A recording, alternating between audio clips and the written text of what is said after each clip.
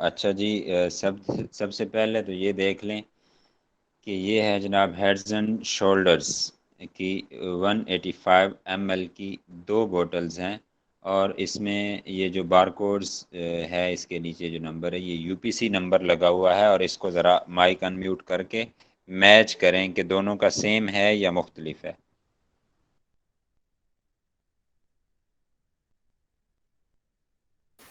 जी sir, same है मेरे ख्याल में। सेम है।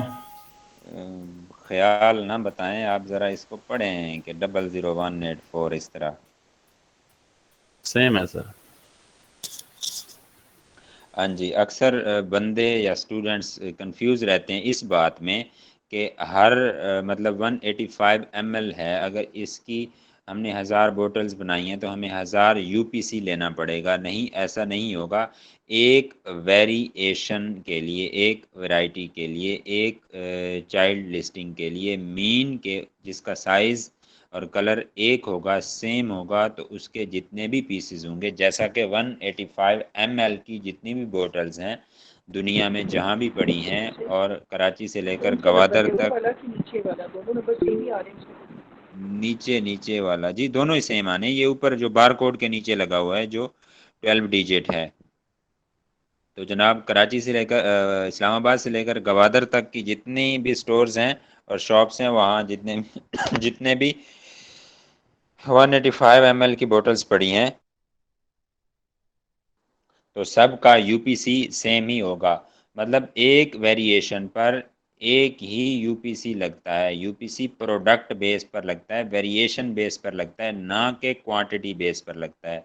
मतलब एक प्रोडक्ट एक वेरिएशन में जितनी भी क्वांटिटी आएगी, सबका एक ही UPC universal product code number होगा। जी, ये बात यहाँ तक सबको क्लियर हुई है? सर अगर हाँ इस जी। मॉडल का यस सर। साइज चेंज होगा तो फिर यूपीसी नंबर चेंज हो जाएगा? क्या चेंज होगा, ज़रा ऊंचा बोलें, अगर आवाज़ साइज आपकी। चेंज होगा 185 ml है बिल्कुल, तो अगर फिर चेंज होगा 250 ml साइज या उसका? 300 ml की जो बोतल होगी, उसका यूपीसी चेंज हो जाएगा। अगर यहाँ ये 185 है, 200 210 या 215 225 ml की बोतल होगी, उसका चेंज हो जाएगा। लेकिन उस साइज में, उस वेरिएशन में जितनी भी क्वांटिटी होगी, सबका एक क्वांटिटी, तमाम क्वांटिटी का, यानी एक वेरिएशन की तमाम क्वांटिटी का एक ही यूपीसी नंबर होता है। सर यानी कि ये ये 185 दिखाने एम और एल ये जी, 180। 185 ml की जितनी बोतल्स दुनिया जहां में पड़ी हैं, या कराची से गवादर तक, हैदराबाद, मुल्तान, ठीक है, बखर, चैकवाल, तलागंग, जितने रूट्स लाहौर पेशावर में पड़ी हैं, सब की 185 ml की ऑल बोतल, सब बोतल्स का एक ही यूपीसी नंबर यही होगा। सर ओके किसी भी सर। प्रोडक्ट की, सिर्फ ये हेड एंड शोल्डर की? किसी भी प्रोडक्ट की अब ये एक लाइन आप याद कर लें। किसी भी प्रोडक्ट की मतलब एक वेरिएशन का यूपीसी उसकी तमाम यानी एक वेरिएशन की तमाम क्वांटिटी का एक ही यूपीसी होता है। किसी प्रोडक्ट की एक वेरिएशन की तमाम क्वांटिटी का एक ही यूपीसी नंबर होता है, भले वो क्वांटिटी 1000 हो, 10,000 हो, 10 लाख हो। अब मेरे ख्याल में तो भूलना तो नहीं चाहिए। मैंने स्पेशल ये आप लोगों के लिए एग्जाम्पल निकाली है, चीज़ें निकाली हैं, उनकी पिक्चर बनाई है, उनकी सेव की है सेल में, फिर इधर। नहीं, वो ये कंफर्म करना चाह रहे हैं कि हेड एंड शोल्डर का ही होगा कि बाकी किसी प्रोडक्ट का भी ये हेड एंड शोल्डर का ही होगा। हर प्रोडक्ट भाई, आपका कोई मोबाइल है, प्राइवेट लेबल की जो भी चीज़ होगी, जो भी मैन्युफैक्ट मतलब ये GTIN की टाइप है UPC. GTIN mean global trade item number. Mean वो आइटम जिसको नंबर लगाया जाता है ग्लोबल ट्रेड करने की खातिर, ग्लोबली उसको सेल। नहीं, उस आइटम का जो सेलर है उसके प्रोडक्ट का ही होगा ना। अब जिस तरह आप पेंटीन की 185 का तो नहीं होगा ये, वो ये कंफर्म करना चाह रहे हैं। भाई पेंटीन जब इसकी नहीं नहीं होगा, क्यों नहीं, क्यों होगा हाँ, एक? मैं हर वही कह रहा प्रोडक्ट हूँ का ना, वो हर प्रोडक्ट का। मतलब अगर ऊपर हेड्स एंड शोल्डर है, नीचे 185 है, ऊपर पेंटीन आ गया। हाँ, अब ऐसे पूछे ना, अब फिर मुझे सेम समझ नहीं आया होगा। आपके क्वेश्चन। पेंटीन हाँ ऊपर नाम चेंज हो गया है ना। हाँ। मैं वही कह रहा हूँ ना, वो यही कंफर्म ल, करना चाह रहे हैं, बस इसलिए मैंने एक बार बायो पहले आमला एडिट करवा है, दिया। लेफ्ट बॉय है, मतलब ऊपर से ब्रांड नेम चेंज हो गया है ना, वो तो सारा खाता ही हम्म। बदल गया है। तो ये चीज़ है, जब एक ही ब्रांड के 5-10 ml का फर्क आता है तो उसका यूपीसी चेंज हो जाता है, तो फिर दूसरे ब्रांड का वो कैसे एक हो सकता है। हाँ जी, ऐसा ही मुझे तो पता है, मैं वैसे बता रहा हूँ कंफर्म करने के लिए। बस ठीक है, अब कंफर्म हुआ है उम्मे बीबा। हेलो। जी सर, आप मुझे समझ आइए कि ब्रांड के साथ यूपीसी भी चेंज हो जाएगा ना, सेम जी क्वांटिटी। जी, ब्रांड के साथ आपके ब्रांड में भी जब साइज चेंज होता है बोतल का जी तो जी, चेंज लेकिन हो ये है जाना कि प्रोडक्ट की डेफिनेट। बोतल चाहे पाकिस्तान में या चाहे बाहर है, उसका यूपीसी एक ही है, 180 या 5 ml, ऐसे वन ही है एटी ना। फाइव एम एल का जितनी भी दुनिया जहाँ में पड़ी है हेड्स एंड शोल्डर की, उनको यही लगा हुआ उनको है, यही ये लगा हुआ यूपीसी है। 93 65 जी ठीक है, ब्रांड के एंड साथ पर है। चेंज हो जाएगा और उसकी वेरिएशन के साथ भी चेंज हो जाएगा। बिल्कुल, ब्रांड चेंज होगा तो भी साइज भला ये रहे लेकिन चेंज हो जाएगा। जी जी जब जी वेरिएशन चेंज होगी तो भी चेंज हो जाएगा। जी। आप समझने की कोशिश करें ना, यूनिक करना है ना, चीज को यूनिक नंबर देना है, हर प्रोडक्ट को यूनिक नंबर देना है। जब एक गली मोहल्ले में एक मकान को, मतलब अपना 2-3 मकान जो है उन सब को जो है 2-3 के 3 को 18 नंबर दे दिया जाए तो वो मिक्सअप हो जाएगा ना सारा। तो इसी तरह हर प्रोडक्ट को यूनिक नंबर मिलेगा, भले वो किसी भी ब्रांड की हो। ओके जी, अब हम चलते हैं अपना हंटिंग की तरफ, और इसको हमने किया क्लोज। और नेक्स्ट हमारे पास है जी हंटिंग। अच्छा, ये है हंटिंग का क्राइटेरिया है। और देखते हैं, सुना है कि चेंज भी हो गया है थोड़ा बहुत, तो वो भी, उसको भी कल इंशाल्लाह पढ़ेंगे। आज हम इसको देखते हैं और इस पर थोड़ा सा गौर व खौज करते हैं कि ये क्या है हंटिंग। जब हम प्रोडक्ट हंटिंग होती क्या है कि एक हंटिंग का वर्ड इसलिए इनके लिए यूज़ किया जाता है, दरअसल product hunting mean product search या रिसर्च। बट हंटिंग का वर्ड इसलिए यूज़ किया जाता है कि एक ख़ास किस्म की प्रोडक्ट तलाश करना जो कि एक अच्छा सर्च वॉल्यूम रखती हो, उसकी मतलब ख़ास किस्म की मुराद उसमें क्या खसूसियत होनी चाहिए। पहली खसूसियत ये होनी चाहिए कि उसका सर्च वॉल्यूम अच्छा हो, मतलब उसको ज़्यादा लोग सर्च कर रहे हों। सर्च ज़्यादा तभी होंगे जब उसकी डिमांड ज़्यादा होगी, मीन के ऐसी प्रोडक्ट जिसकी डिमांड ज़्यादा हो और उस प्रोडक्ट में सेलर जो बैठे हों उनकी तादाद भी कम हो। ठीक है, मीन कंपटीशन कम हो। दूसरी बात ये हो गई। तीसरी बात ये है कि जितने भी वो बैठे हों, सेलर बैठे हों, वो हौले सेलर हों, छोटे सेलर हों। ठीक है, मतलब उनके रिव्यूज़ और वगैरह जो है कम हों। तो जैसे कहते हैं ना यार, फलां वो मगरमच्छ है भाई इस फील्ड का।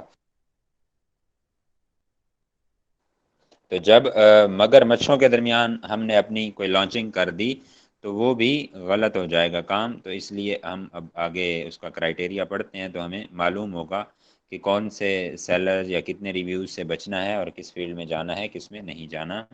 तो ऊपर है जनाब, ये एनेबलर का है, product hunting criteria for USA market है।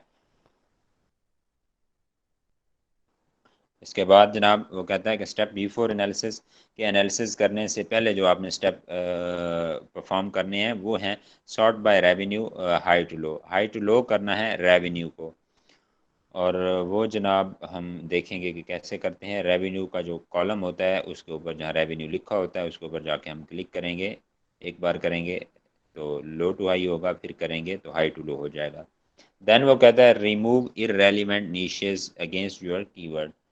तो ये जनाब अक्सर नहीं होता लेकिन कभी कभार कुछ होता है, मतलब इररेलेवेंट कोई प्रोडक्ट आपकी आ जाती हैं और वो तब आती हैं जब आपके कीवर्ड बहुत ज़्यादा मैच कर रहे हों। ठीक है, लाइक लेदर बैग है जैसे, सही है, एक लेदर बैग फॉर लैपटॉप है, दूसरा लेडीज़ लेदर बैग है। तो इस टाइप की जब कीवर्ड होते हैं या वर्डिंग मतलब मिक्सअप होती है तो फिर मुमकिन है कि आप अगर लैपटॉप लेदर बैग तलाश कर रहे हैं तो वो उसमें लेडीज़ के बैग आना स्टार्ट हो जाएं, लेदर बैग, तो वो आप उसको मतलब इररेलेवेंट निशेस जो है या सेलर जो बैठे होंगे उनको आप डिलीट कर देंगे। देन हमारे पास नेक्स्ट है जनाब, avoid duplication by counting it as one seller. मतलब एक सेलर है, उसकी लिस्टिंग 2-3 लिस्टिंग उसकी शो हो रही हैं, आपके टॉप 10 में 3 बार आया पड़ा है, तो वो डोमिनेंसी है, ठीक है, उसको एक काउंट नहीं करना, वो डोमिनेंट है, उसकी मतलब वो है मेजॉरिटी है, मोनोपोली है आपकी मार्केट में, तो उससे बचना है, उसको एक काउंट करके और ये गलती नहीं करनी, वो ये बात कर रहा है यहाँ पर। ये नीचे आते हैं, एनालिसिस क्राइटेरिया क्या है, वो कहता है कि average reviews of top 10 sellers 1500 of jungle scout extension and helium 10। तो हीलियम 10 या जंगल स्काउट में उसके जो रिव्यूज़ हैं वो 1500 से कम होने चाहिए, वो भी एवरेज रिव्यूज़, ठीक है। देन वो कहता है कि search volume minimum 12,000 exact in jungle scout and helium 10। तो सर्च वॉल्यूम जो है वो 12,000 होना चाहिए उनका। और देन वो कहता है कि एवरेज सेलिंग प्राइस जो है वो $15 से $40 तक होनी चाहिए। देन वो कहता है कि रेवेन्यू ये 10 search seller, volume per day या कि पर मंथ है? ये पर मंथ होता है, हम्म, जितना भी डाटा आपको शो करवाता है एलियम 10 या जीएस, वो मंथली बेस पे करवाता है। ठीक है। देन जनाब वो कह रहा है कि रेवेन्यू और 10 सेलर सेलिंग मोर देन 15,000 जंगल स्काउट एक्सटेंशन। तो वो कहता है कि जो उसका रेवेन्यू होना चाहिए वो 10 अपना 10 सेलर का 10 सेलर का वो 15,000 से भी ज़्यादा होना चाहिए, $15,000 से। देन वो कहता है जनाब, Amazon as a seller not more than 3 in top 10। मतलब अमेजोन क्या करता है, अमेजोन देखता है कि जो फील्ड जो नीश अच्छी होती है उसमें वो खुद घुस जाता है, ऑर्डर करता है और वो अपना पीएल लॉन्च कर देता है और चीज़ें बेचना शुरू कर देता है। तो अगर अमेजोन बकलम खुद 3 बार पड़ा है टॉप 10 में, एक आपकी नीश में या एक लॉन्च में, लाइक लेदर बैग में, तो आपने उससे बचना है। देन वो कहता है कि brand domination not more than 3 listings of the same brand in top 10। वही बात है कि टॉप 10 में 3 लिस्टिंग नहीं होनी चाहिए सेम ब्रांड की। और ऊपर जो वो बात कर रहा था कि avoid duplication by counting as it as one seller, कि अगर टॉप 10 में 3 मरतबा एक ब्रांड की 3 लिस्टिंग्स पड़ी हैं टॉप 10 में, तो आपने ये नहीं कहना कि ये जनाब किचन किंग एक ही ब्रांड है, ठीक है, या लेदर कनेक्शन एक ही ब्रांड है, उसको एक ही बार काउंट करना है, नहीं नहीं, वो 3 टाइम्स पड़ा है, तो उसकी मोनोपोली है इस मार्केट में और वो अच्छा खासा कमा रहा है, कमा चुका है। जब आप नए बंदे जाएंगे तो वो क्या करेगा, वो और कुछ भी ना करे तो सबसे बड़ा हथियार पुराने सेलर्स के पास ये होता है कि वो अपनी प्राइस डाउन कर देते हैं, और वो पुराने बैठे होते हैं, उनको उसके उतार चढ़ाव का पता होता है, और जब वो पुराने बैठे होते हैं तो उनकी जो सोर्सिंग होती है वो भी अच्छी उनको मिल रही होती है। लाइक अगर एक बैग हम अगर ले रहे हैं $15 में, हमें चाइना से मिल रहा है, तो वही बैग जनाबे वाला मुमकिन है उनको $12 में पड़ रहा हो। तो वही बैग जब हम $25 का लगाएंगे, ठीक है, क्योंकि उसके एक्सपेंसेस, बैग बड़ा होता है तो एक्सपेंसेस काफ़ी पड़ जाते हैं, तो जब हम $25 का लगाएंगे तो वो जनाब 15, 17, $18, $20 तक आ सकता है और हमारा कबाड़ा कर सकता है इस तरह। तो इसलिए कहते हैं कि इनसे या मगरमच्छों से बचना है या ब्रांड डोमिनेशन से बचना है जिसकी मोनोपोली हो। देन हमारे पास 7th नंबर पर वो कहता है कि trendy search volume frequency shell be above 25 in Google trends for 5 year, ठीक है। वो कहता है कि गूगल ट्रेंड में जाके आपने उसका ट्रेंड चेक करना है लास्ट 5 ईयर्स का कि क्या ट्रेंड रहा है उस प्रोडक्ट का पिछले 5 सालों में।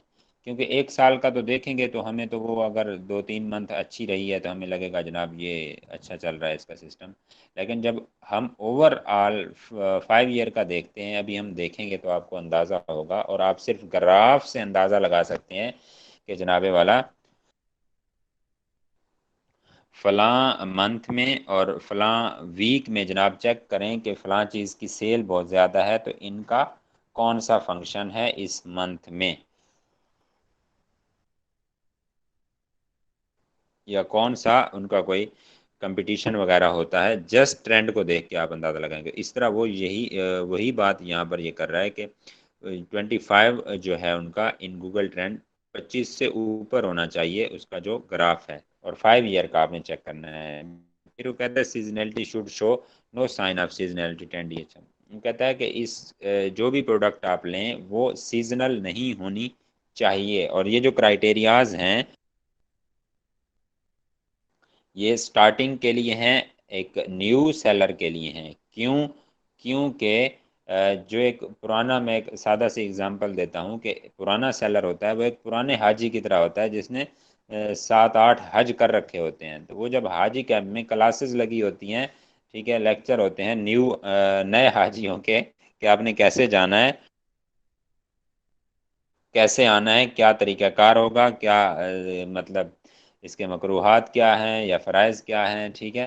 तो उसमें क्या करते हैं, जो बड़े हज्जाज साहब होते हैं, 7 हजें जिसने की हुई हैं, वो या तो खराटे भर रहे होते हैं, सोए हुए होते हैं, या किसी बहन, नानी, फूफी के घर जाके बैठे होते हैं वहाँ इस्लामाबाद, लाहौर या जहाँ भी हाजी कैंप होता है, या आराम से घर में होते हैं और वो एंड टाइम पे एक दिन पहले आते हैं अपनी फ़्लाइट से।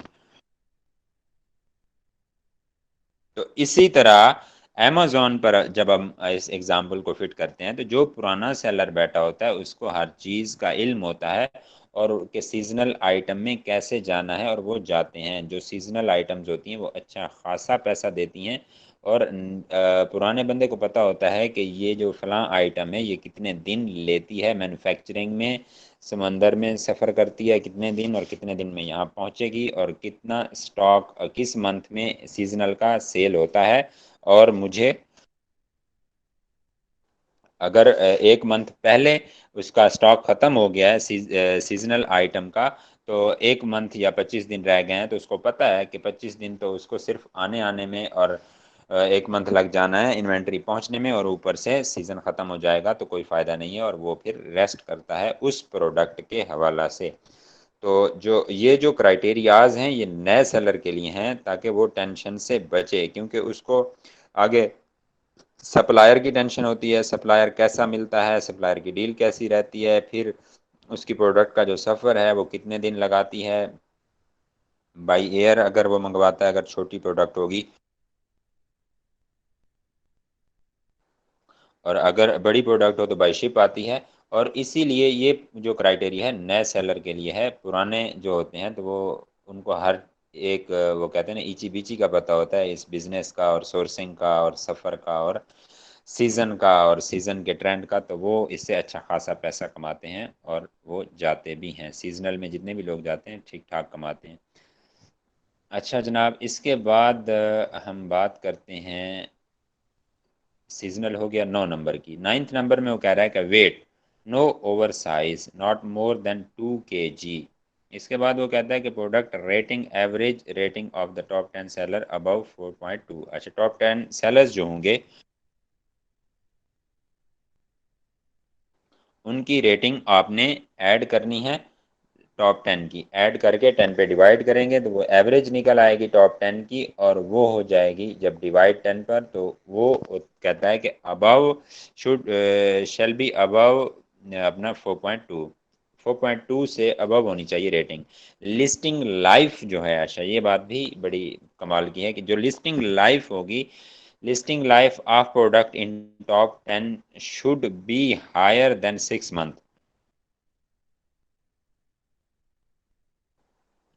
कि अगर टॉप 10 सेलर आपने निकाल लिए, उनको अब आप उनका एवरेज करने जा रहे हैं, तो एक नज़र उनकी लिस्टिंग लाइफ का जो कॉलम है उस पर जाके लगाएं कि उनकी लिस्टिंग कहीं 6 मंथ से नीचे की तो नहीं है।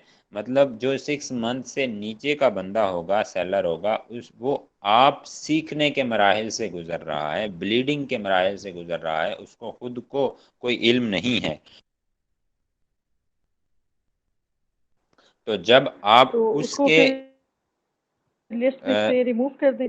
जी जी रिमूव जो कर जिसकी देंगे, लिस्टिंग और अगर न्यू होगी तो उसको लिस्ट में बिल्कुल से रिमूव रिमूव कर कर दें। देंगे, क्योंकि जैसा कि एक नया डॉक्टर आता है और आप कोई बंदा कहता है यार फलां जो आया उसको देख लेना, पता नहीं यार वो तो अभी 4 मंथ हुए उसको आए हुए, या 2 मंथ हुए, नया बंदा है, क्या पता है क्या करता है, ठीक है। और उसके क्लिनिक के बाहर इतना मतलब न रश होता है, वो स्टैंड भी बाकायदा नहीं बना हुआ, वरना अगर कोई नाम शाम काम होता तो बंदे का कहीं ना कहीं से नज़र आता। तो यही बात होती है, जब आप नए बंदे की, यहाँ अमेजोन की हम बात करें, उसकी लिस्टिंग लाइफ कम होगी, एक्सपीरियंस कम होगा, तो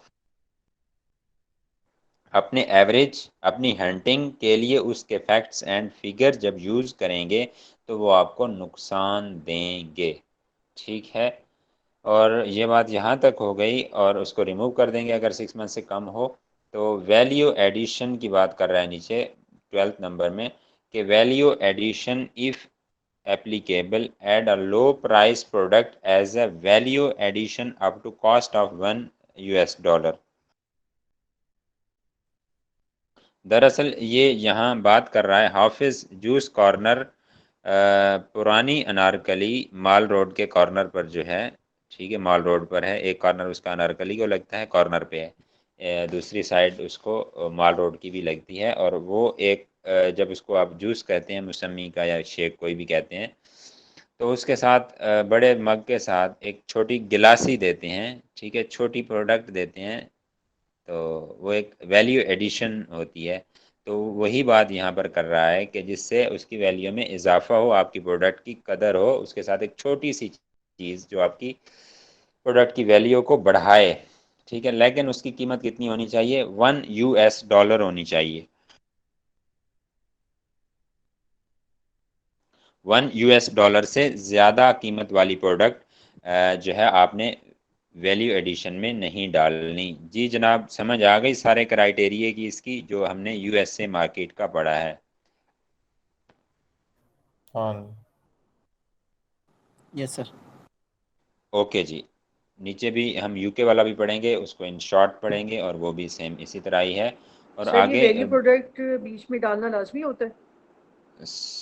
लाजमी नहीं होता, लेकिन उसने एक हिंट दिया है कि अगर आप डालते हैं तो एक अच्छा इम्पैक्ट पड़ता है। अगर आपका बजट और अगर आपको प्रोडक्ट की सोर्सिंग, जो आपकी मेजर प्रोडक्ट है उसकी सोर्सिंग आपको अच्छी मिली है, मीन सस्ती मिली है प्रोडक्ट आपको, तो फिर आप वैल्यू एडिशन भी डाल सकते हैं। जब आप वैल्यू एडिशन डालेंगे तो एक बंदा एक 25 पाउंड या डॉलर का वो सेल कर रहा है, लेदर बैग सेल कर रहा है, लेडीज़ लेदर बैग, और आप भी 25 का ही सेल कर रहे हैं, लेकिन उसके साथ एक छोटा सा पाउच या क्लच भी आप लेदर का ऑफ़र कर रहे हैं, ठीक है, या कोई और लाइक मोबाइल पाउच आप साथ में ऑफ़र कर रहे हैं लेदर का, उसी कलर में सेम उसके साथ, तो वो फिर एक अच्छा इम्पैक्ट पड़ता है। और वो कहेंगे ठीक है यार, ये भी 25 का है, ये भी 25 का है, सेल प्राइस सेम है, लेकिन इसमें चलो ये पाउच लेना है वो भी आ रहा है, ठीक है, $1 का, आने दें जी। सर क्लियर ये हुई गिव बात? अवे से अलग चीज़ है, वैल्यू एडिशन और गिव अवे दो डिफरेंट चीज़ें हैं। गिव अवे अलग चीज़ है, ये अलग चीज़ है। ये तो एक एडिशन है ना, आप ऐड कर रहे हैं, इजाफी चीज़ ऐड कर रहे हैं। जैसे आप ऐसा समझ लें कि एक आपका चार्जर है, आप उसके साथ 2 लीडें ऑफर कर रहे हैं। समझ आ रही है मेरी बात? ये एक वैल्यू एडिशन है। सही अगर हम चार्जर की बात करें, एक चार्जर मिल रहा है 5 पाउंड का, आप भी वही 5 पाउंड का दे रहे हैं, लेकिन उसके साथ जो केबल है उसकी एक ही है, दूसरा सेलर की, हमारी 2 होंगी। जब हमारी 2 होंगी तो मतलब वैल्यू उसकी बढ़ रही है ना, वैल्यू एडिशन हो रही है हमारी प्रोडक्ट की, हमारे चार्जर की। सर यानी कि इससे करने से सीपीआर पे कोई फर्क नहीं पड़ता? समझ नहीं आई, दोबारा बताएं क्या सर पूछा? यानी कि वैल्यू एडिशन को डालने से सीपीआर पे नहीं फर्क पड़ता है? नहीं, CPR वो अलग चीज़ है, गिव अवेज अलग चीज़ है, उस पर कोई फ़र्क नहीं पड़ता। CPR वो आप गिव अवे में आ जाता है, ठीक है। वो अलग चीज़ है, वो तो आपने देने ही देने हैं लॉन्चिंग टाइम ना,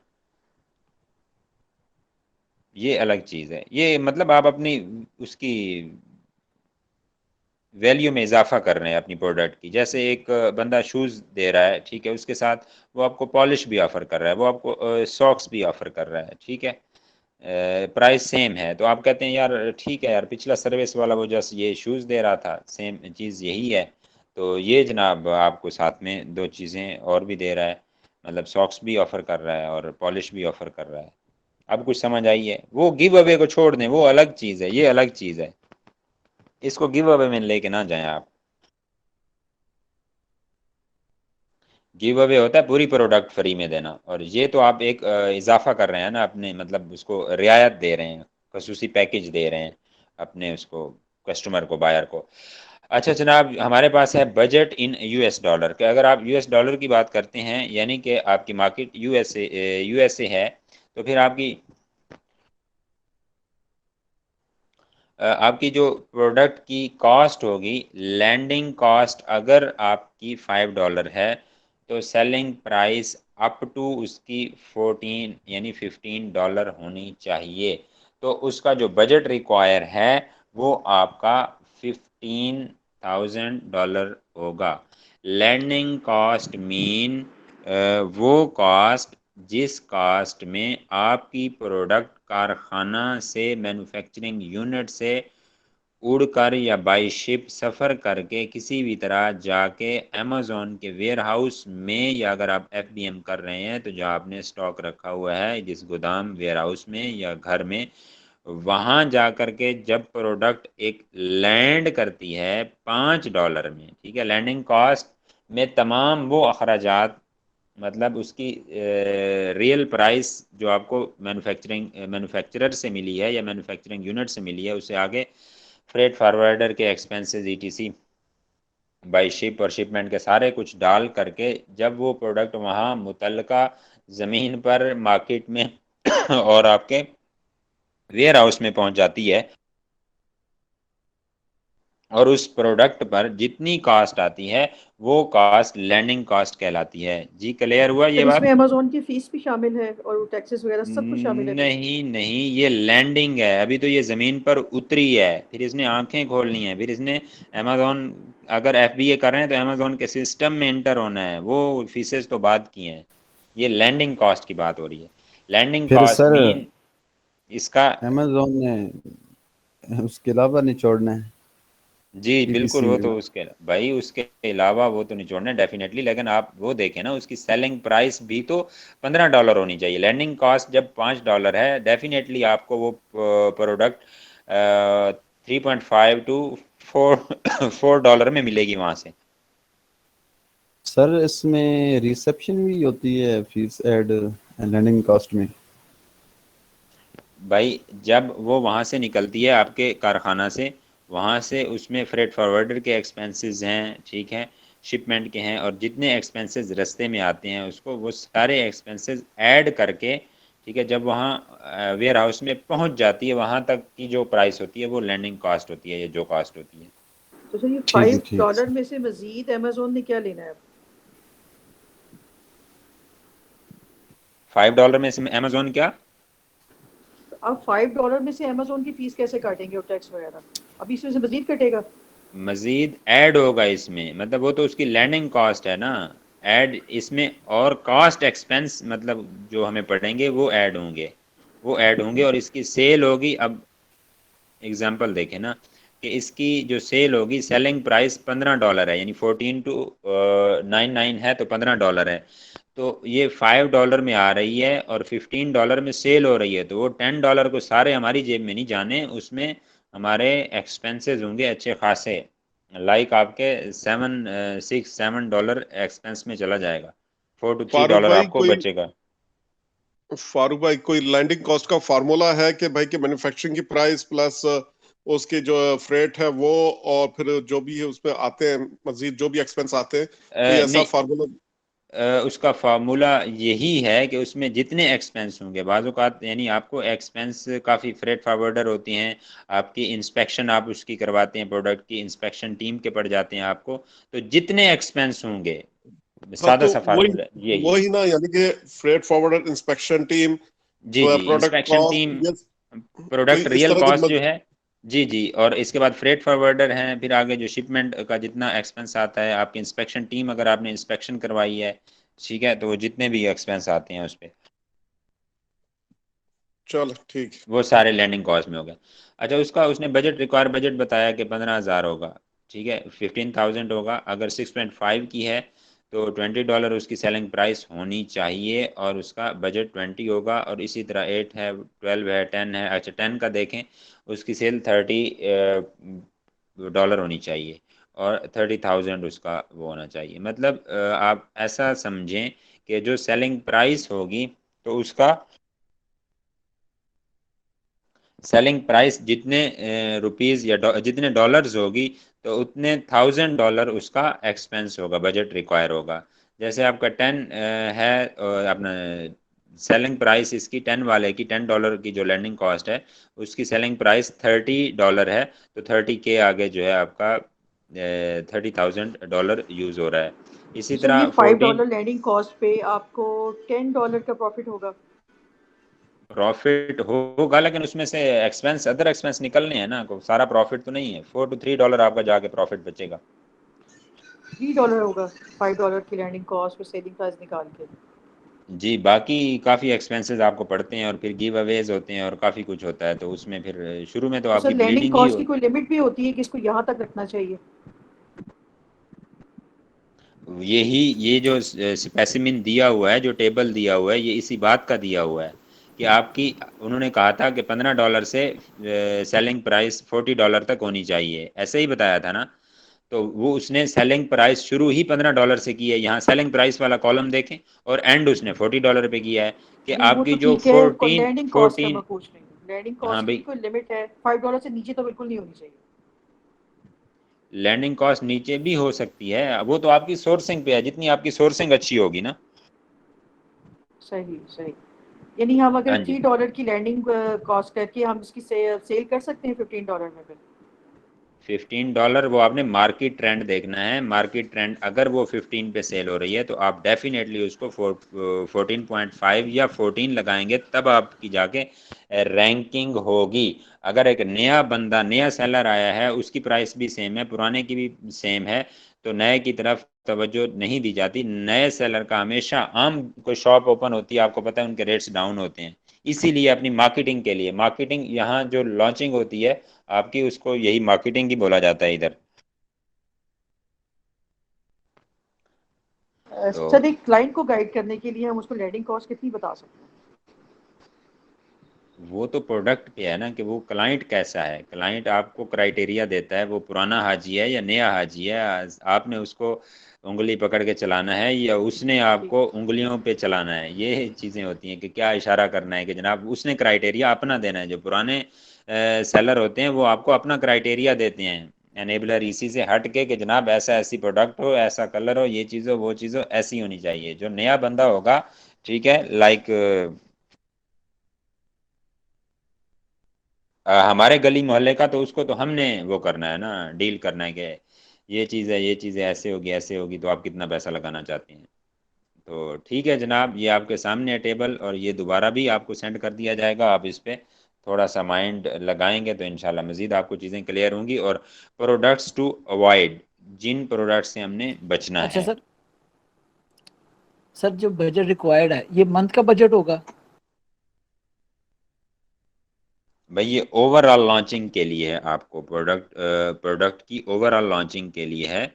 मतलब आप मंथ का नहीं है। जैसे ये $40 वाली आपकी प्रोडक्ट सेलिंग प्राइस एक की $40 है, तो आप वो कहता है कि आप ऐसी सोर्सिंग तलाश करें। एक बैग है, तो अगर वो $40 का सेल हो रहा है मार्केट में, तो आप $14 का लैंडिंग कॉस्ट उसकी होनी चाहिए, या इससे नीचे होनी चाहिए। ठीक है, नंबर वन। नंबर टू, उसके लिए $40 ओवरऑल चाहिए। $40 कितना बनता है ये पता है? $40,000। $40,000 अगर 150 के हिसाब से आप लगाएं, तो ये 60 लाख रुपया बनता है। तो अगर अब आप मंथ की बात करते हैं तो फिर तो वो 60 लाख हर मंथ। ये ओवरऑल होता है आपका, मतलब ओवरऑल आपकी प्रोडक्ट लॉन्चिंग जो है, आपका जो बैग है लेदर बैग $40 वाला, ये ओवरऑल आप यानी ये मतलब सारी इसकी इन्वेंट्री की प्राइस है, जी जी ओवरऑल एक्सपेंस है आपका। इन्वेंट्री ओवरऑल से मुराद इन्वेंट्री जो जितनी ओवरऑल हमने लॉन्चिंग, रखनी मतलब है आपका अमेजोन के वेयर बिजनेस हाउस में। रन करने का है, बिजनेस रन करने का है ओवरऑल।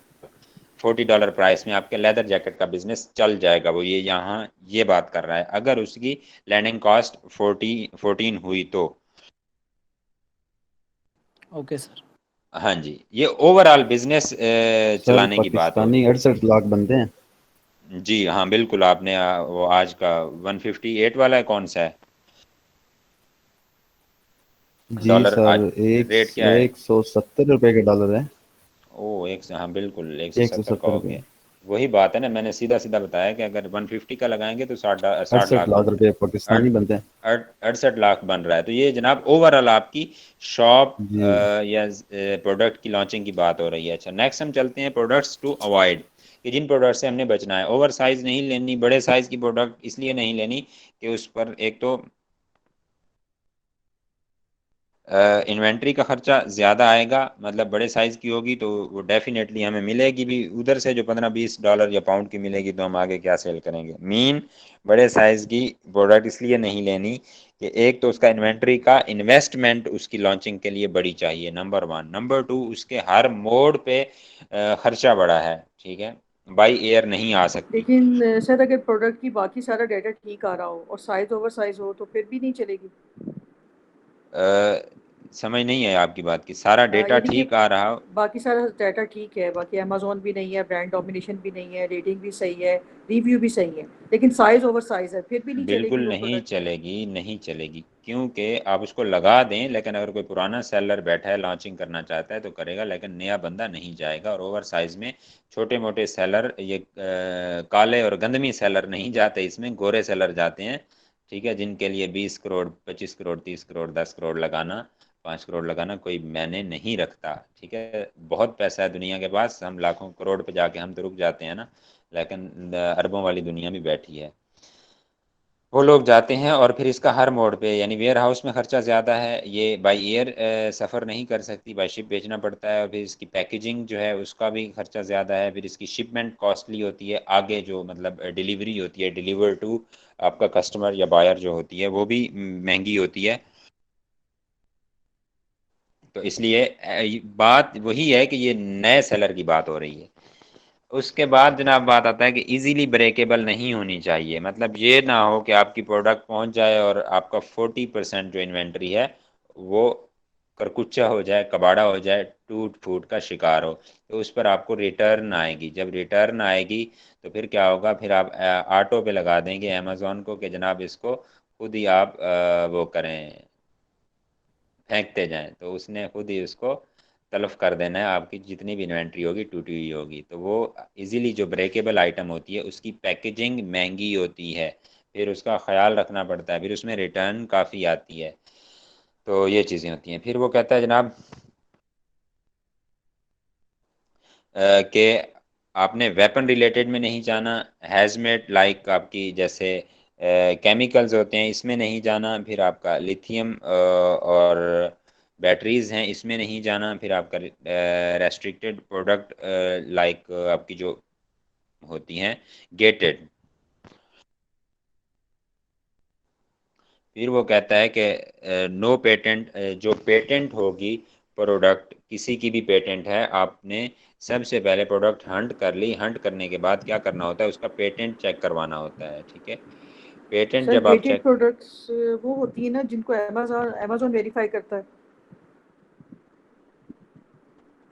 जी अमेज़ॉन वेरीफाई करता है, मीन अमेज़ॉन उसको अनगेट करता है, ऐसे समझ लें जैसे गेटेड प्रोडक्ट ऐसी प्रोडक्ट होती हैं जिनके आगे एक जैसे टूल प्लाजा आता है, ठीक है, टूल प्लाजा पर हम जाकर क्या करते हैं, वो हमें कोई जेल में तो नहीं भेज देते, ठीक है, उनका बैरियर होता है, वहाँ रुकते हैं, अपनी फ़ी अपने चार्जेस मोटरवे के पे करते हैं जनाब, वो ऑटोमेटिकली इंटर प्रेस करते हैं, ठीक है, और हमारा रास्ता ओपन हो जाता है। तो इसी तरह जो गेटेड प्रोडक्ट होती है वो क्या होती है, वो भी ऐसे समझ लें एक आगे गेट है, उस पर जाकर हमने उसको अपनी सर्टिफिकेशन दिखानी होती है अपनी प्रोडक्ट की, और उसको वेरीफाई करता है अमेज़ॉन, और देन वो हमसे फ़ी चार्ज करता है।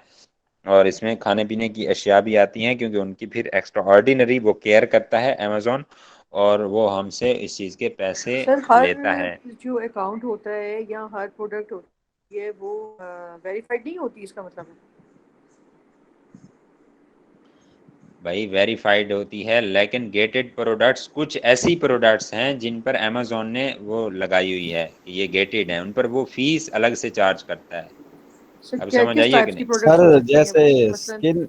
स्किल के रिलेटेड होती हैं, मतलब कि जैसे आपकी ब्यूटी प्रोडक्ट्स हो गई, ठीक है, बाकी खाने पीने की बैटरीज। आइटम्स भी, जी बिल्कुल, और ये जो लिथियम वगैरह और बैटरीज वगैरह होती हैं, क्योंकि इनको फिर उसने एक ख़ास जगह पे और ख़ास माहौल में रखना होता है। और मतलब ऐसे समझ लें कि उसकी थोड़ी सी उसको केयर करनी पड़ती है ये जिन मेडिसिन चीज़ों वगैरह को। भी गेटेड में ही आ जाता होगा फिर, बिल्कुल मेडिसिन डेफिनेटली केमिकल्स? ऐसे ही है, ऐसे ही है, जिनकी उसको थोड़ी सी केयर करनी पड़ती है, ठीक है, एक ख़ास तरीका और प्रोसीजर के तहत उसको आगे मतलब डिलीवर करना होता है, एक ख़ास माहौल में रखना होता है, ख़ास तरीका से रखना होता है, तो उस पर वो हमसे इजाफी चार्ज करता है, इसलिए उनको यानी उसने जिन गेटेड। प्रोडक्ट्स की वेरिफिकेशन लेनी पड़े उन प्रोडक्ट्स को नहीं, उन प्रोडक्ट्स में नहीं जाना। नहीं जाना, बिल्कुल, क्योंकि अभी कुछ दिन पहले एक स्टूडेंट का मुझे मैसेज आया कि जनाबे वाला सर, वो मैंने इन्वेंट्री मंगवाई है तो वो इतनी है, 3 लाख की है, 2.5-3 लाख की इन्वेंट्री है, वो अमेज़ोन के वेयर हाउस में पड़ी है और गेटेड प्रोडक्ट निकल आई। तो मैंने कहा भाई पहले चेक करना था, आपने देखा नहीं था।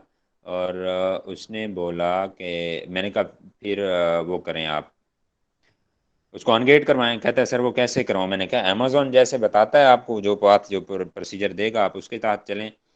तो वो कहता है वो अमेज़ोन तो सर्टिफिकेशन मांग रहा है मुझसे, और मेरा मैन्युफैक्चरर जो है, सप्लायर, उससे मैं रब्ता कर रहा हूँ, वो मुझसे जो है ना मेरी कॉल ना अटेंड कर रहा है, ना मुझे को रिप्लाई कर रहा है लाइक दिस।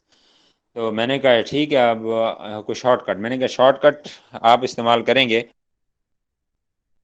तो फिर फंस जाएंगे। शॉर्टकट इस्तेमाल करने का फ़ायदा नहीं होता, क्योंकि अमेज़ोन का एल्गोरिदम फिर आपको कहीं ना कहीं जाके पकड़ लेता है, ट्रेस कर लेता है। तो वो सर ये परेशान था। वेयर हाउस में जाने से पहले नहीं चेक होता ये सब कि ये वेरीफाई है कि नहीं है?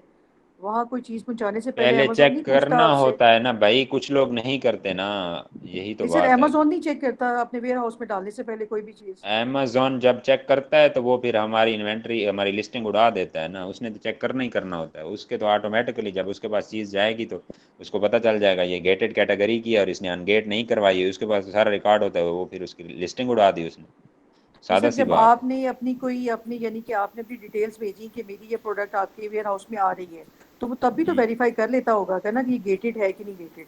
कि इन्वेंट्री पहुंच जाती है फिर अमेज़ोन वेरीफाई करता है? जब इन्वेंट्री पहुंचती है तब पकड़ता है वो।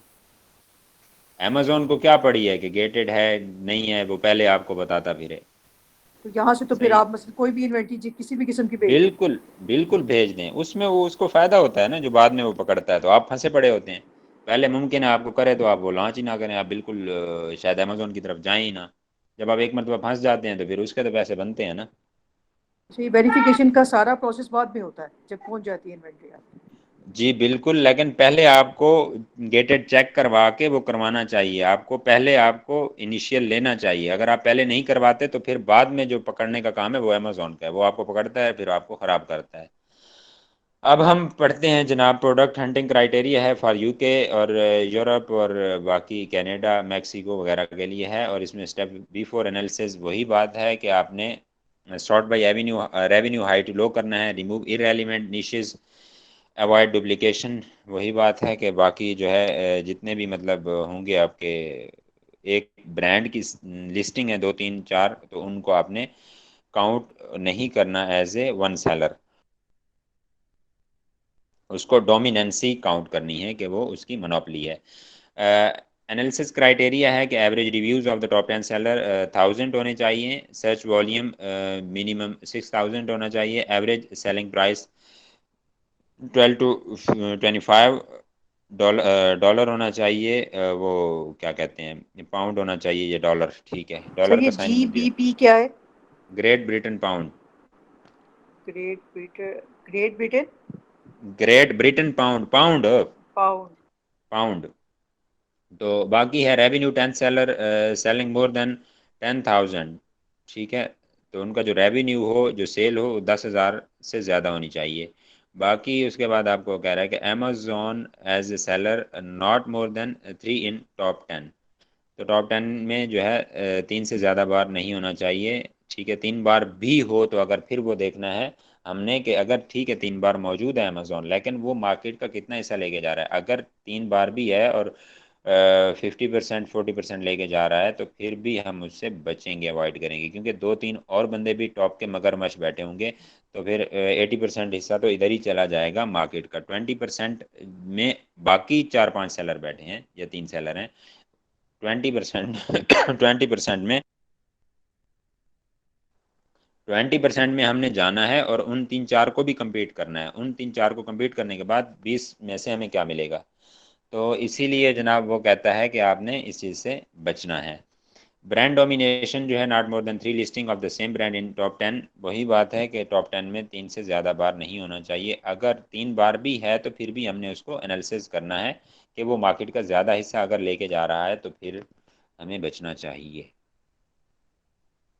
अच्छा, ट्रेंड सर्च वॉल्यूम, वही बात है कि shall be above 25 in Google trend for 5 years. Seasonality should no show sign of seasonality, यानी वो प्रोडक्ट आपकी कोई भी ऐसी इशारा, ऐसा साइन, ऐसी निशानी ना दे जिससे साबित हो कि जनाब ये ट्रेंडी है या सीजनल है। अच्छा, इसके बाद हम आगे पढ़ने से 8 नंबर से पहले हम पढ़ते हैं कि सीजनल क्या होता है, ट्रेंड क्या होता है। ट्रेंड होता है जनाब कुछ वीक्स पर मुश्तमिल होता है, कुछ दिनों पर मुश्तमिल होता है। जो आपका सीजन होता है वो कुछ मंथ पर मुश्तमिल होता है, यानी कि जो ट्रेंड का ड्यूरेशन होता है वो कम होता है। जैसे एक ट्रेंड चला था और सबने काई कबीले के साइन बनवाया, किसी ने शर्टें बनवाई, किसी ने गाड़ी के आगे पीछे लिख वो साइन बनवाया काई का। 1-2 मंथ थे, निकल गया, ठीक है। 4-5-10 वीक थे, बस बात खत्म। लाइक आपका PSL 2020 स्टार्ट होता है, ये ट्रेंड है, ठीक है। ट्रेंड चला और उसके बाद वो शर्टेज, वो कैप्स, वो सब कुछ खत्म हो गया, दी एंड। अच्छा, सर कुछ इसी तरह जो क्लाइंट ट्रेंडी प्रोडक्ट्स भी तो डिमांड कर सकते हैं। समझ नहीं आई। सर कुछ क्लाइंट डिमांड कर सकते हैं कि हमें ट्रेंडी प्रोडक्ट्स चाहिए। भाई जो करता है तो उसको कहो, जो छलांग लगाता है वो कहता है कि मैंने भाई 1000 फुट के कुएं में छलांग छलांग लगानी है, तो हम एज वी होते हैं, हम कहते हैं सर जी 2000 में लगाओ, ठीक है, इसकी गहराई कम है। भाई जो सर जाना चाहता क्योंकि है वो जाए। जो FBP पुराना मैंने सेलर है, देखे। जो सेलर आपको क्राइटेरिया देता है, जहां भी जाना चाहता है, वो भले कुएं में जाना चाहता है, आसमान पे जाना चाहता है, उसको ठीक है लगवा दो, मशवरा दो अपना, जो आपको आपकी समझ में आता है उसको मशवरा दो। लेकिन वो सर अगर मोस्ट सीनियर है तो आप उसको जनाब जाने दे जिधर जाता है। लेकिन अगर आपका नया बंदा है, आपके गली मोहल्ले का है, मामू चाचू फूफा दोस्त या कोई अपना जाती इन्वेस्टर है, या आप खुद एज ए न्यू इन्वेस्टर जा रहे हैं, तो फिर आपको इन चीज़ों से बचना चाहिए। जी अरसलान साहब।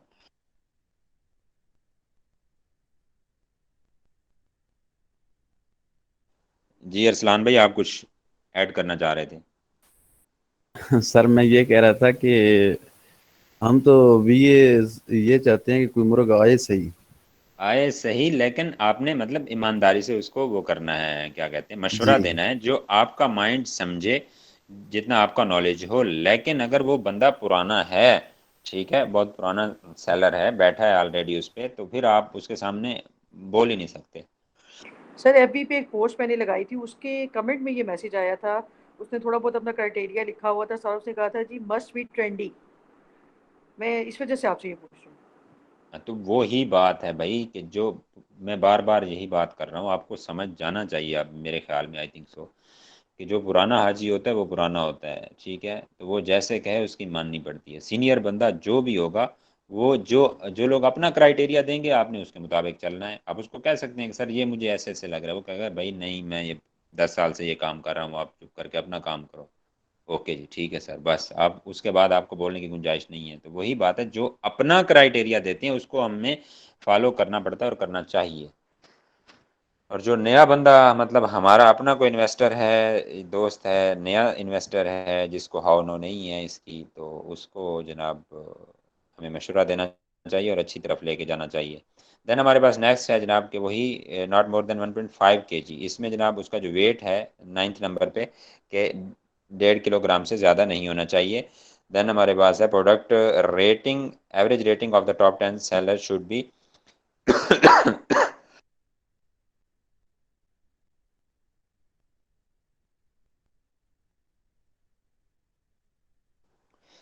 वही बात है कि 4.2 से रेटिंग अबव होनी चाहिए। देन वो कहता है कि लिस्टिंग लाइफ जो है टॉप 10 में जितने भी सेलर होंगे उनकी 6 मंथ से ज़्यादा होना चाहिए। वैल्यू एडिशन की बात कर रहे हैं यहाँ पर कि आप $1 की कोई वैल्यू एडिशन प्रोडक्ट डाल दें ताकि आपकी वो वैल्यू प्रोडक्ट की बढ़ जाए और सेल अच्छी हो। देन उसके बाद है, अच्छा ये क्राइटेरिया आपने ज़ुबानी याद कर लेना है अच्छे से। एटलीस्ट आपको जो रिव्यूज़ हैं मैं आपको बताता हूँ कौन कौन कौन सी चीज़ें हैं। आपको रिव्यूज़ जो हैं वो याद होने चाहिए। रेटिंग तो आपको याद हो गई होगी, 4.2 है टॉप 10 की। रिव्यूज़ आपको याद होने चाहिए और सर्च वॉल्यूम, ये 2 चीज़ें आपको याद होनी चाहिए दोनों की। अच्छा इसके बाद वही लैंडिंग कॉस्ट का उसका क्राइटेरिया दिया हुआ है और बाकी अवॉइड प्रोडक्ट्स की भी वही बात कर रहा है वो। अगर पेटेंट हो, पेटेंट निकल आए तो उस प्रोडक्ट में भी नहीं जाना, क्योंकि जब आप आपकी प्रोडक्ट आपकी इन्वेंट्री जो है फिर जो है ब्लॉक हो जाएगी जब आप किसी की पेटेंट प्रोडक्ट में चले जाएंगे और उसको लॉन्च कर देंगे जा करके, तो फिर भी मसला होगा। सर ये पेटेंट कैसे चेक करने का कोई तरीका वगैरह, या प्रोफेशनलाइज करना पड़ेगा इसके लिए? ये पेटेंट डॉट गूगल है या गूगल डॉट पेटेंट है, ये गूगल पे वो भी हो जाता है वहाँ से, और वहाँ से आपको थोड़ा बहुत उसके आइडियाज़ मिल जाते हैं। और उसके बाद सबसे बेस्ट जो आइडिया होता है, मैं पहले भी बताता सर हूँ जिसकी इन्वेंट्री जो है अमेजोन के वेयर हाउस में पड़ी रह जाए फिर उसका क्या होता है? बस उसका क्या होता है फिर वो अमेजोन की हो जाती है, ऐसे समझ लें। डूब जाता है तो पैसा और अमेजोन उसको क्या? क्या तो करता है, खुद ही सेल कर देता है आगे से? नहीं, वो उस पे अमेजोन, सेल लगाकर उसको सेल करते हैं ना फिर। वो उनको वो करता है, क्या कहते हैं आपके जो उन प्राइम मेंबर होते हैं। सर वो वैसे मैंने ना इधर पाकिस्तान में एक वीडियो देखी थी कि लोग ना वो रिटर्न बिजनेस करते हैं, जो मतलब कि अमेजोन है ना, वो चीज़ें गोदाम में फेंक देते हैं तो उधर से ले आते हैं और इधर पाकिस्तान में फिर बेचते हैं वो सस्ते दामों बिल्कुल में ना। ऐसा है, कई हल होते हैं उसके, लेकिन ये है कि आपने उससे इन चीज़ों से बचना है। और अब हम चेक करते हैं थोड़ा सा उसको क्या कहते हैं आपका गूगल ट्रेंड। गूगल ट्रेंड थोड़ा सा देख लेते हैं। और एक चीज़ और, आपने अकाउंट बनाने हैं अपने हीलियम 10 के। हीलियम 10 गूगल में जाके लिखेंगे, ठीक है, साइन अप फ्री हीलियम 10 आप गूगल में जा करके जब लिखेंगे तो ये आपका वो आएगा, इंटरफेस आएगा। और इस पर आपने यहाँ नाम डालना है अपना, फर्स्ट एंड लास्ट नेम, और यहाँ आपने ईमेल डालना है या आपने पासवर्ड डालना है। इसको एग्री करके आपने साइन अप कर देना है, ठीक है। और ये फ्री है 30 डेज़ के लिए। कल आपके सबके ये अकाउंट बने हुए होने चाहिए। और जिसकी आईडी पर पहले बना हुआ हो तो वो कोई और आईडी यहाँ देकर, जैसा कि फ़र्ज़ी आईडी भी कोई आप दे सकते हैं, सही है। जैसे अरसलान है, अरसलान हैदर के नाम से ऐसे 2-4 तुक्के आप लगाएंगे मुख्तलिफ नेम डालकर @gmail लिख कर, और अपना प्रोडक्ट वो देंगे, क्योंकि इसमें वो कंफर्मेशन नहीं मांगता दोबारा, यानी ईमेल से आप कोई कंफर्मेशन कोड नहीं भेजता। तो इसलिए आसान होता है आपको बनाना। आप चाहे 10 आईडीज़ बनाएं डेली, 1000 बनाएं, 500 बनाएं, मसला नहीं होता। यानी आपने तुक्का लगाना होता है और वो लग जाता है। और ये एक तो आपने बना के लेकर आने हैं कल, और दूसरा हम देख रहे थे क्या देखना था? Trend sir, trend. Google trend for UK. और आगे इंशाल्लाह अब आप लोगों की प्रैक्टिस है, हमारी देर नहीं लगनी किसी चीज़ पर भी, और इंशाल्लाह बहुत जल्द आपका कोर्स ख़त्म हो जाएगा। सर नीचे है और थोड़ा जी बिल्कुल। ये। और रही बात आपकी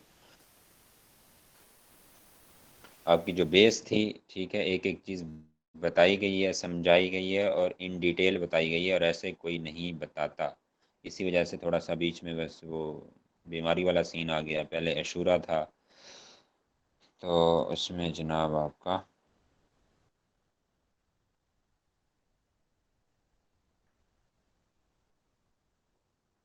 लेट हो गया है ये कोर्स, लेकिन इंशाल्लाह अब इसको बहुत जल्द ख़त्म होगा। अच्छा जी, ये देखें, ये चीज़ है, ये उन्होंने एक स्केल बनाया हुआ है, ठीक है, 25, 50, 75, 100 का। तो वो कहता है कि 25 से अबव होना चाहिए आपका जो ट्रेंड है ये, लेकिन ये यहाँ पर 12 मंथ का आ रहा है, हमने 5 ईयर का करना है। ये 5 ईयर का आ गया है हमारे पास, और ये हमारे पास पाकिस्तान का आ रहा है। लेकिन हम यहाँ करते हैं जनाब यूनाइटेड किंगडम।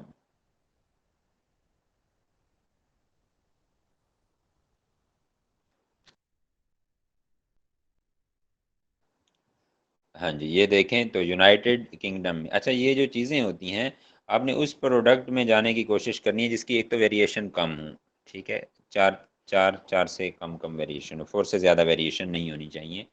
और ऐसी आइटम हो जैसे कि आपकी किचन आइटम्स जितनी होती हैं और फैशन रिलेटेड जितनी होगी, उसमें आपको रिटर्न ज़्यादा आएंगी कि यार ये उसमें पिक्चर में अच्छा लग रहा था, इसका साइज़ छोटा हो गया है, इसका कलर थोड़ा सा डार्क होता है, या काश थोड़ा सा लाइट होता ना, तो ये हो जाता है जनाब, ये रिटर्न कर दो। अच्छा, इससे तो बेहतर है वो कलर ना, पीच कलर मंगवा लें, ठीक है जी, वो पीच कलर ये रिटर्न कर दें, पीच कलर में उसमें रिटर्न ज़्यादा आती हैं फैशन डिज़ाइन में। और आप जो किचन आइटम है, kitchen home and kitchen item category की जो आइटम्स हैं उसमें जाएं, और जो आइटम जल्दी डिस्पोज ऑफ हो जाती हैं, ठीक है, उसमें जाएंगे तो वो आपका उसका ग्राफ भी अच्छा मिलेगा, क्योंकि उसको बार बार आपका बायर खरीदेगा, वो यूज़ करेगा। जनाब डिस्पोज ऑफ हो गई आपकी चीज़, और फिर वो नई चीज़ लाएगा, नई चीज़ लाएगा, इसी तरह ये सीन होता है। तो इसके बाद जनाब ये इस तरह ग्राफ आपने चेक करना है। आपने यहाँ नाइफ डाली, कोई कीवर्ड दें जनाब। वेजिटेबल कटर चेक करते हैं। अब आप लोगों ने वो करने हैं, कीवर्ड तलाश करके लेकर आने हैं यूनिक टाइप के।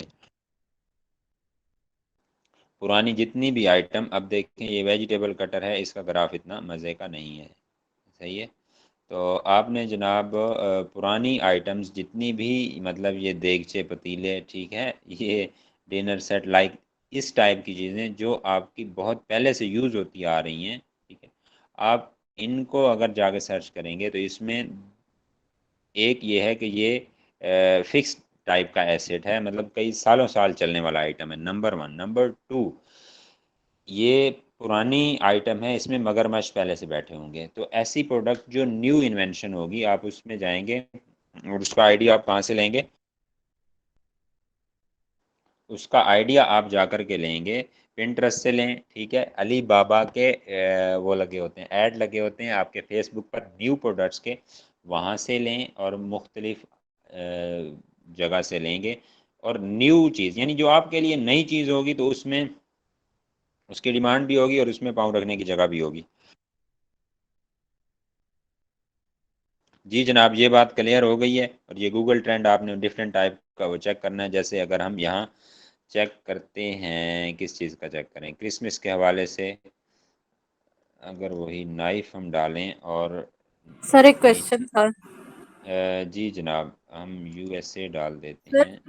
अगर हम न्यू प्रोडक्ट के अंदर जाते हैं तो उसमें फिर ये होता है कि सर्च वॉल्यूम सही नहीं आ रहा होता उसका। वो तो है, लेकिन हर न्यू का भी ऐसी बात नहीं होती, समझ आ रही है ना? सर मैंने वो की है ना उसके साथ जितनी भी नई न्यू प्रोडक्ट हैं या गैजेट्स वगैरह हैं उसके अंदर अगर हम सर्च करते हैं तो उसका फिर ये होता है कि सर्च वॉल्यूम का मसला आ जाता है ना उसमें। अच्छा, एक मिनट देखते हैं, पहले इसको ज़रा डिस्कस कर लें। अच्छा जनाब, ये देखें, ये ग्राफ आपका चल रहा न्यू है। प्रोडक्ट है तो 5 साल का ग्राफ तो आएगा ही नहीं उसका। जी बिल्कुल नहीं आएगा, लेकिन कुछ ऐसी प्रोडक्ट्स भी हैं जो न्यू भी हैं, लेकिन उनका 5 साल का ग्राफ भी आता है। और फिर आपको अपना एनालिसिस, उसको माइंड यूज़ करना होता है।